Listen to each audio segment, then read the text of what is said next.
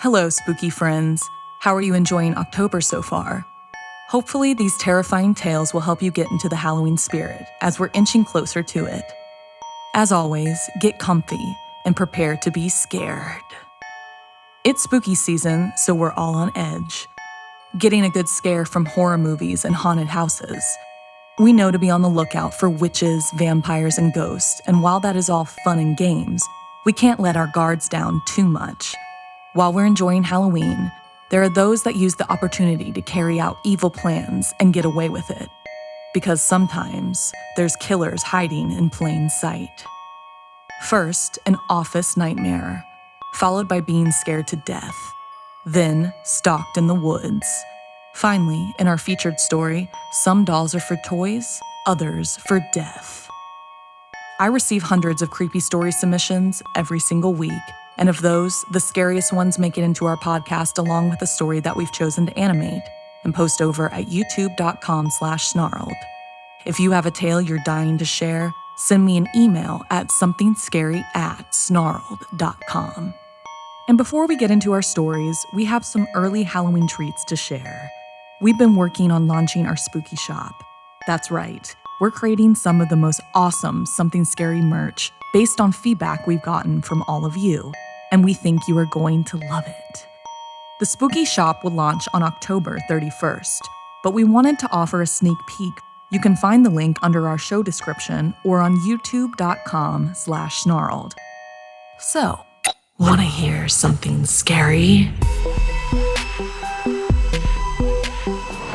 Killer in plain sight. Often jobs can be mundane, except when you have an office romance. It might be the one thing that gets you excited to go to work. But when you don't really know your coworkers, you might be unaware of the danger you're in. Written by comedy television writer Graham Towers. Everyone liked Henry. He was the friendliest person in our shared workspace, always offering to bring people coffee or help them troubleshoot their laptops. He was a tech worker and spent most of his workday wearing chunky goggles. "They're not VR," he explained to me once. "They're augmented reality. They just overlay extra info on the existing world. So when I look through them, I can see you and Tim and Caroline, but I can also see upcoming appointments and little animations and stuff." "What kind of animations?" I asked. "Nothing special, just little screensavery things to keep me amused." I asked if I could see, and he was polite about it, but the answer was a firm no. He said that it was proprietary, and he'd get fired if anyone knew someone else had seen it. I told him that I bet he set it up to look like Dungeons and Dragons in there. He laughed and said that he did like fantasy, but he promised that when he looked through the goggles, that it just looked like an office. I asked him why he would even wear a headset then. Why not just exist in the office? He shrugged and said that it helped him focus. Weeks went by. Henry started sitting next to me on the bench at the communal table. I've had office romances before, and I've always enjoyed the way that by the time you go on your first date, it feels like a third or fourth date because of all the time you've already spent in anticipation. I kept teasing him gently, telling him I was going to sneak a peek at his headset one day, and he'd chuckle and tell me I better not. "Or else what?" I said, taking a step closer to him, enjoying the little thrill I got from flirting in the workplace. "Don't," he said through clenched teeth. It scared me. I'd never seen that look in his eyes before. He must have noticed my whole body tense because he broke into laughter and said, "Damn it, can you pretend I just said something cool and flirty instead of what I actually said?"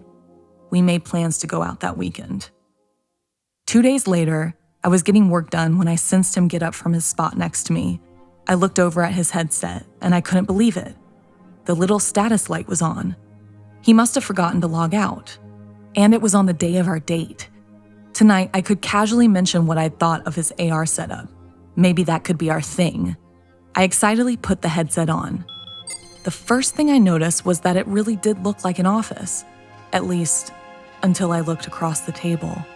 My coworker Tim was sitting in his normal spot directly across from the table. He was typing at his laptop like normal, except his lower jaw had broken from his skull and was barely attached to his head by a shiny red strip of flesh. His tongue flopped uselessly as he stared ahead. I turned my head to my left to see Caroline. Her wrists were tied up in barbed wire that dug into her flesh. A bloody third arm emerged from her stomach and was using its long, yellowed fingernails to scratch strange symbols into her leg. I spun around, glancing from horror to horror. A bald man I'd never spoken to was holding a straight razor and carving a perfect circle around his scalp. Emily, who worked for my company, was using a paper cutter to chop her fingers off one by one. I froze as a thought occurred to me. What would I see if I looked down at myself? I stifled a scream and tried to force myself to look down at my hands, but I couldn't do it. I ripped the headset off and looked around. Everything was normal again. Tim's jaw was no longer detached. Emily's fingers were fine. I pretended to work, but was really just staring at my screen. A minute later, I sensed Henry taking his seat next to me. I had to get out of there, but I needed to play it cool so he wouldn't suspect that I'd seen. I decided I'd wait half an hour, then I'd say I wasn't feeling well and leave for the day. When I was safe, I'd text and cancel our date and then find a new office space. I hated the feeling of him sitting next to me. As much as I tried to fight the thought, I kept thinking, what did the AR version of me look like? I felt the hairs on the back of my neck rise, and when I couldn't stand it anymore, I looked at him. I nearly screamed. His head was turned to look right at me, and whatever he was seeing was making him smile. Have you ever worked with a psychopath? And have you ever noticed technology taking on a life of its own?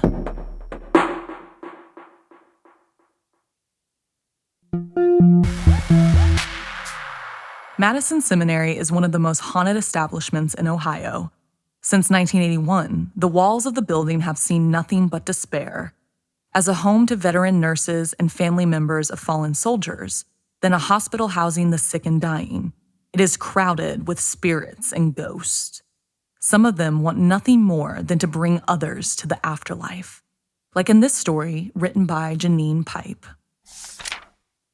I wrapped my arms around myself, shivering despite the evening sun. I really hadn't wanted to come to Madison Seminary with Hallie and her friends, but as always, my older by 3 minutes sister had insisted. Hallie was a walking cliche, popular, confident, winner of hearts. I preferred to be by myself. But ever since we had gotten into different colleges and would be separated for the first time in the fall, Hallie had been acting all sentimental. So there I was, having been dragged along by my twin for a Hallie thing. And this particular Hallie thing was also a spooky, or in my opinion, dangerous thing. Leighton popped the spirit box down on the grass, grinning. Hallie immediately sat down next to him, and after her BFF Lindsay sat too, I joined them. Apparently this wasn't like a regular Ouija board or where you just yell and hope a ghost answers. Although personally, I'm praying one doesn't. This was a specific setup, and Hallie was the MVP. She would be blindfolded and wear noise-canceling headphones, acting as some sort of receiver to the spirit world, and would be asking the questions they wanted the ghost to answer. He was into all that paranormal stuff and had researched this Estes method for months. I watched as Lindsay helped Hallie, and then it was time to begin. I was grateful it wasn't dark yet, although the sun was getting lower. Leighton insisted both Lindsay and I close our eyes too, as he asked endless boring questions that I was certain no ghost with any self-respect would answer anyway.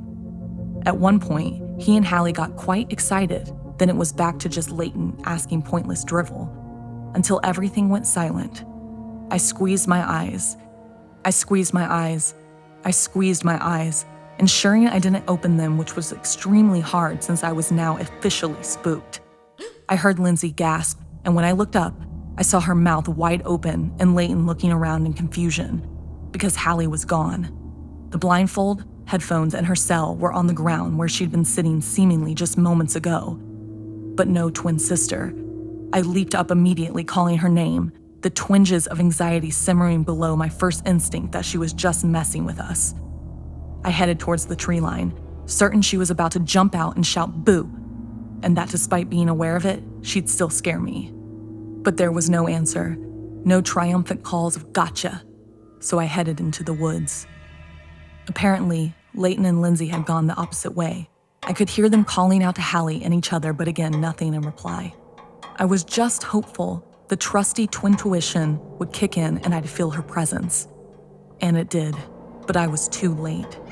There was a blood-curdling scream, and by the time Leighton and Lindsay found us, Hallie was dead. They managed to pry me off her as I tried to tell them through sobs of anguish that I'd seen some sort of shadow or spirit. Lindsay hugged me, facing me away from my sister while Leighton called 911. We stayed until the paramedics came and then the cops. I'm not entirely sure they bought our story that a ghost had killed Hallie, even after seeing the spirit box and Estes equipment lying about. Still, they didn't question too much. I was, after all, the utterly broken shell of a person who just discovered her identical twin laying on the forest floor, eyes wide, mouth open, hands clutching at her chest. Identical. Even our voices are exactly the same, which of course was why her idiot friends thought it was me screaming when I found her, not Hallie screaming in terror when I made her jump and frightened her to death. See, we were, identical in all but two ways. One, she sleepwalked, a condition brought on in times of heightened concentration. So when she had seemingly magically wandered off, I immediately knew she had fallen asleep from the attention she'd been giving, aided by the white noise in the headphones, and headed off into the woods. And the second thing we didn't share was the heart condition. Everyone knows you shouldn't wake a sleepwalker. Well, you should never wake a sleepwalker who might just go into cardiac arrest. Oops. Maybe I'll try the spirit box myself. Hallie might just have a message for me. Oh. Would you be brave enough to contact spirits? If you'd like to watch a paranormal investigation, visit the Something Scary YouTube channel to see the video I shot inside the real Madison Seminary. Hello, my mystery problem solvers. A good ghost story uses your creativity and your ability to solve a mystery. And with June's Journey, you'll use both of these skills. I love playing in the evenings. I can then just immerse myself into the game and be June Parker.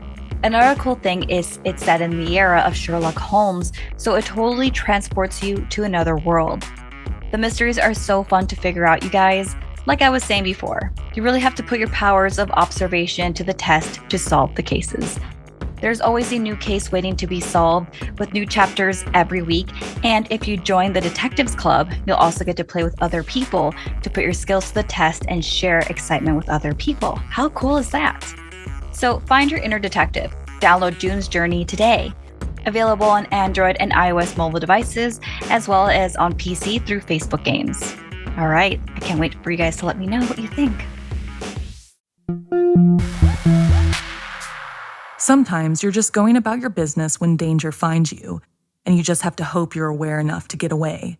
Like in this story inspired by Manomay and read by actor Jordan Bohat, who recently starred in the horror movie Margot. Rodney looked up at the sky. The sun was setting. He rubbed his gloves together. Even through his thick layer of clothes, he shivered violently. Usually, he liked the cold, but tonight was a little too much, even for him. He gripped his axe and took one last swing at the tree bark. It groaned and wailed as it crashed to the ground. He hoisted his work bag over his shoulder and started for home. Rodney was a carpenter. He worked by himself, installing doors and bed frames for the people of Huntsville. It was slow work, but he didn't mind it. The forest he went to every day was commercially owned, so he didn't have to worry about getting in trouble with the government. His boots crunched in the soft snow as he followed the path back to Huntsville. He came by here every day, so he knew the forest like the back of his hand, and therefore noticed something unusual about one of the large trees. From a few paces away, the bark glistened in the moonlight. Rodney stepped off the path and walked towards it. As he drew closer, he noticed the bark was caked in blood. "What the hell?" Rodney said, examining the stain. At first, Rodney thought an animal had died here, but that didn't make sense. The stain was at least 5 feet off the ground, and as far as he knew, the forest only had limited wildlife, a few rabbits and birds, but nothing this huge. He scratched his chin. In all his years of work here, he had never seen anything like this. "Hey," someone called out, making him jump.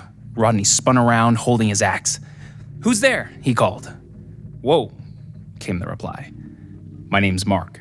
I'm a little lost. Can you help me out?" Rodney relaxed his grip on the axe and approached the man. He looked big and bulky in a thick winter coat and matching winter boots. "What are you doing out here alone?" Rodney asked. The man shook ice off his dense beard. He said he just needed some fresh air, so he was taking a hike. Rodney looked at the man suspiciously. Huntsville was a mile away from this place, and there were no hotels or houses in between. He suspected Mark wasn't being truthful with him, but he couldn't just leave him there. So, without further questioning, Rodney led Mark back to his car. "You staying in Huntsville?" Rodney asked Mark as he turned the key. Yeah," Mark said, stammering. "Yeah, Huntsville with my wife and kids." Rodney nodded. He backed the car into the highway and took off for home. The ride back was relatively quiet. Mark seemed nervous the whole time, and he kept looking out the window as if expecting someone to start chasing them. "Is it much further?" he asked anxiously. Rodney told him a few more minutes, then asked him what was wrong. "Wrong?" Mark looked confused. "No, nothing's wrong." Rodney checked his phone and sighed. They were almost there, and then he would be rid of this strange man. "Stop here." Mark pointed to a gas station near the edge of town. Rodney gratefully pulled over and clicked the unlock button. "Safe travels." Mark muttered a thanks as he exited the car. Rodney watched him enter the shop and disappear among the shelves. He breathed a sigh of relief and headed home. That night, Rodney tossed and turned, unable to sleep peacefully. He kept seeing the blood-stained tree and Mark in his dreams. Next morning, he headed for the forest a bit earlier than usual. He wanted to see if the strange blood on the tree was still there. He hurried to the exact same spot, only this time, he saw something even more horrifying. Limp, lifeless bodies hung from the tree branches all around him. He counted 10 in total. They were covered in blood and leaves. Rodney gagged and looked away. He needed to call the police, but his curiosity outweighed his fear. Before he hit 911, he approached the tree and grabbed the nearest person's hand. He pulled them to the ground and stepped away in shock. Sliced onto their chest were 3 words. Mark was here. "Hey there," someone whispered. Rodney looked behind him and there was Mark, a wild look in his eyes. He was holding a long, blood-stained hunting knife and grinning. As he lunged at Rodney, plunging the knife into his throat, he added, "Now you'll join them." Have you ever wandered the woods alone at night?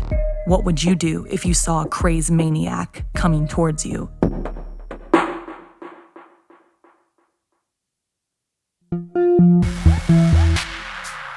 In our final story, join my co-host Stephanie as she tells the tale of a creepy new family member with a bizarre hobby. This story, inspired by Kaso, is animated over on our YouTube channel now. Aya was feeling nervous about staying with her aunt, her Oba Asami. It had been months since they had last seen each other, but her parents had a business conference to attend to, so they drove all the way out to the countryside to drop her off. When she arrived, Oba was thrilled and welcomed her with cakes and hugs. But the sweet treats were difficult to enjoy with the creepy stranger lingering in the background. It was Oba Asami's new boyfriend, Mosu. The reason she assumed she hadn't seen her Oba in so long. He was tall, pale, and looked much older than her Oba. Mosu gave Aya a sly glance at dinner, which made her squirm in her chair. Getting ready for bed, she saw Mosu sneaking out of the guest bathroom. While Oba was tucking her in, Aya told her that she was sure her aunt's new boyfriend was not happy she was visiting. Her Oba said that was nonsense. He was just quiet and shy due to his artistic nature. When Aya's Oba left for work the next day, Mosu was supposed to be watching her. After Oba was gone, he shoved past Aya and locked himself in the study. She paced back and forth, waiting for him to come out, but he never did. Not even to use the bathroom or to eat. So Aya fed herself and waited for her Oba to return. The next day was the same routine. Aya was unsupervised, so she explored the backyard. She realized there was a high window that looked into the study. She shoved a heavy flower pot under the window and climbed up as quietly as she could. On her tiptoes, she pulled herself up to peer into the window. There was Mosu working away. He had craft materials and straw strewn all about. It looked like he was piecing something together. Dolls. Suddenly, he froze and stopped working. Aya held her breath. Then he picked up a nail and drove it right into the straw doll's heart. Then he snapped his head toward the window and stared directly at Aya. She leaped off the pot, ran to her room, and barricaded herself inside. Counting the hours till her Oba returned, she couldn't stop thinking about what she saw. It looked like he was making wara ningyo dolls, similar to voodoo dolls. In Japan, they're mainly used to ward off evil, but in the wrong hands, they can also be used as part of supernatural rituals, with the dolls themselves representing a curse. When her Oba arrived home, she practically had to break down Kuso's door. Through tears, Kuso recounted what she saw and told her Oba she was worried for her. Her Oba told her not to worry. Mosu loved her and would never do anything to hurt them. It was all just a mix-up. That night at dinner, Mosu couldn't even look at Kuso. He just seemed out of it, like he was in a daze. Just one more night, Kuso kept saying to herself, just one more night. Later, she laid in bed with her eyes wide open, staring at the ceiling, unable to sleep. She listened for any little telltale sounds, and she jumped up when she heard a bang on the front door. Creaking her door open just an inch so she could listen, she recognized the voice immediately. It was her father. She charged out of her room, and when she met his eyes, she knew something was wrong. Where was her mother? Her father gently explained her mother had a bad heart attack and was in the hospital. A horrifying thought pounded in Kuso's mind. It's those damn dolls. She brought her family to the study to show them the project Musa was working on. There, laid out on the desk, were 3 straw dolls. One with the face of Kuso's father, and one with the face of her mother, and one with the face of Kuso. Oba Asami was shocked. What does she mean? And why was there a nail in the heart of Kuso's doll? Upon examining the doll closely, they saw the human hair weaved into the doll. That must have been what Musa was doing in her bathroom that night, taking hair from her brush. Only it wasn't hers. That brush belonged to Kuso's mother. While they stood dumbfounded in the study, they heard a car start. Oba Asami looked out the window and saw Musa driving off. Kuso was relieved he was finally gone. But when Oba Asami returned to the room, her eyes were wide in terror. They asked what was wrong, and she said, Muso left, but he took my hairbrush with him.